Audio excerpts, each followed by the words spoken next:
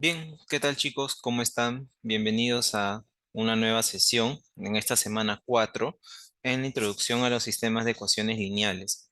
Vamos a trabajar en el método de Newton, el método de punto fijo, lo van a ver más detalladamente en la clase, ¿sí? Entonces, vamos a comenzar. La sumilla para este video es una pequeña introducción y luego vamos a tocar el método de Newton con mayor detalle, ¿sí? Bien, empecemos entonces. Bien, normalmente cuando nosotros hemos trabajado el tema de ecuaciones no lineales, lo hemos hecho en una variable. ¿A qué me refiero? A que el problema era buscar una raíz x raya igual a cero, donde f en x es una ecuación de este tipo. X al cuadrado más seno de pi por x más e elevado a la x, por ejemplo, ¿no?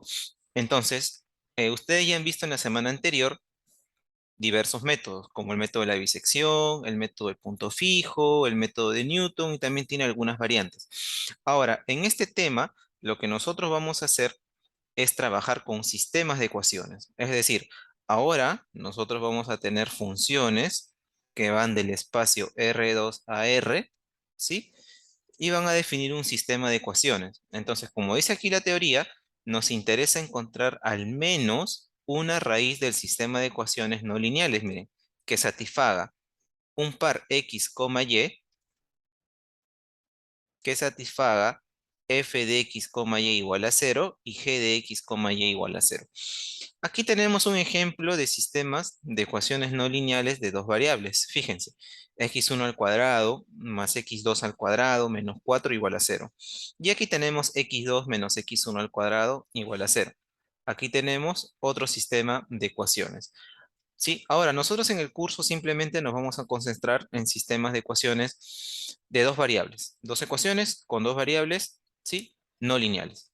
Listo.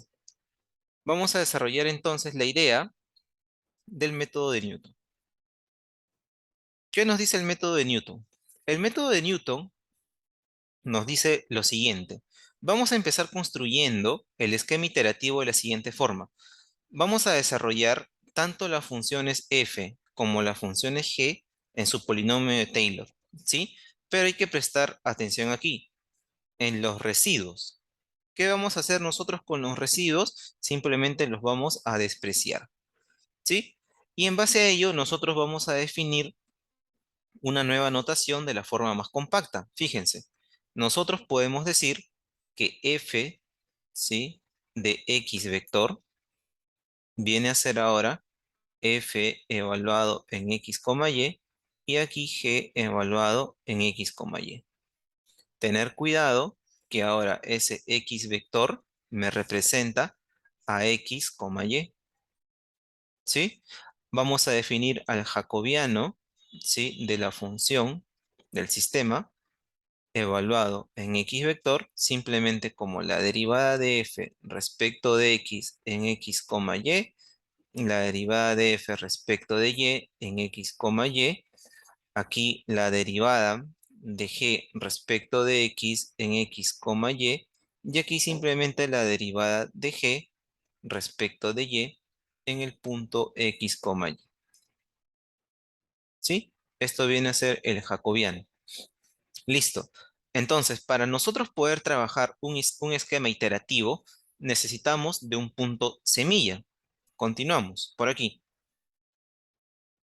Vamos a definir el proceso iterativo de la siguiente forma, ¿no? Miren, eh, el punto o el par x en la iteración k más 1 viene a ser el par x en la iteración k menos la inversa del jacobiano evaluado en el x de la iteración k multiplicado por f evaluado en la iteración k. ¿Sí? Entonces, si tú te das cuenta, aquí nos dice es necesario conocer un punto inicial o un punto semilla. El punto inicial o punto semilla normalmente se los vamos a dar a ustedes. Entonces, fíjense por aquí. Vamos por acá. Vamos a trabajar con un pequeño ejemplo, miren. Aquí nos dice, efectúe simplemente una iteración en el proceso de Newton para este sistema de ecuaciones. Fíjense, nosotros ya podemos definir f de esta forma, ¿no? F mayúscula, nosotros lo podemos definir así. F en x, y g en x, y. ¿Estamos de acuerdo? ¿Sí? Listo. Luego podemos encontrar el jacobiano, ¿sí? El jacobiano para f mayúscula en x vector. Ustedes ya saben cómo calcular las derivadas. Lo único que yo voy a hacer aquí es escribir mis cálculos, ¿sí? Entonces, al escribir mis cálculos, voy a tener 2x más y. Aquí voy a tener x. Aquí voy a tener 3y al cuadrado. Y aquí voy a tener 6xy más 1. Si tú recuerdas el proceso iterativo, nosotros lo podemos escribir así, mira. X en la primera iteración, ¿sí? X vector en la primera iteración viene a ser X en la iteración cero, un paso inicial, menos la inversa de jacobiano en X0, ¿sí? Por F evaluado en X0. Listo, ahí está. Entonces, si es que nosotros evaluamos el jacobiano de la función en 1.5, 3.5, lo que vamos a tener es lo siguiente, ¿no? Aquí tendríamos 6.5, ustedes lo pueden comprobar, 1.5, 3 por 3.5 al cuadrado, 6 por 1.5 por 3.5 más 1, ¿sí? Listo. Y aquí también tendríamos la función f mayúscula evaluada en 1.5 y 3.5. ¿Sí? Entonces tendríamos que evaluar f en 1.5 y 3.5 y g en 1.5 y 3.5. Ustedes lo pueden calcular, ¿sí? Y para ello vamos a necesitar ayuda del MATLAB. Entonces fíjense, x0 y y0 ya lo tengo, ¿no? 1.5, 3.5. Listo. Ahí está. Menos la inversa del jacobiano en el punto semilla.